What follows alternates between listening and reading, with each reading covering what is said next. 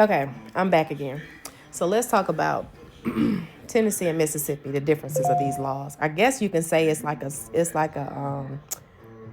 state by state renters rights, but it's like some of this stuff have to change because people take advantage of that. I actually had that happen to my mom's house down in Alabama, in Selma, Alabama. Before I'm no after they were up here, I helped them with another company down there get a tenant in there. It was a management company, and they paid, of course, to get in, paid their first month's rent and deposit. After that, these people didn't pay again. So my mom and them were taking their money, just trying to keep up with the payment. They're on fixed incomes, right? You know what I mean? I kept telling them just let the property go. I mean, y'all. I mean, at their age, whatever. I would have just me personally, I would have just let the house go into foreclosure, and it just would have been whatever it's gonna be. And if the people are still in there, just let the bank try to put their tails out. Okay.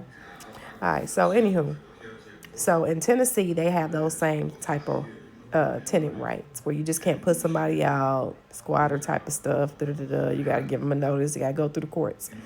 You do have to go through the courts in Mississippi as well. However, once you once they haven't paid for 30 days, so if you can prove they haven't made a payment for 30 days, then you go down to the courts. You can get an emergency court judgment to have them evicted in 7 days. And the sheriffs escort you out and over there, and you have your people, and they go put their stuff on the curb. And to me, that's how it should be. Because that's just ridiculous. Nobody should have rights to your property that you pay for. You're responsible for the payment, the taxes, and the insurance. No one, you should have the right because I guess it does. Okay, so it's your responsibility to pay all this stuff, right? So if it's my responsibility to pay all this stuff, then I should have a say on who stays on my property or not.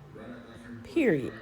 Because you know, you can get in trouble if someone's in your property and they selling drugs. That's federal. You can get in trouble for that. So you mean to tell me I can't put these people out because they've been in there and they got something in their name and a bill?